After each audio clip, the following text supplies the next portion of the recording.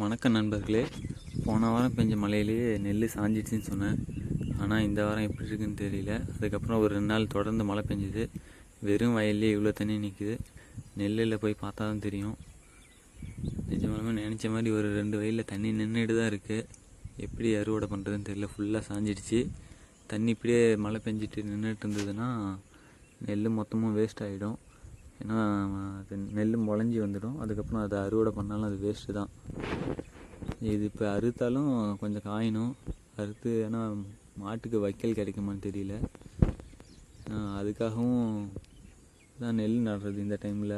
ஏன்னா இது சீசன் இல்லாத டைமில் இந்த சைடில் நடமாட்டோம் அந்தளவு. எப்பயுமே அந்த டிசம்பர் மாதம் அந்த மாதிரி டைமில் தான் நெல் நடுவோம்.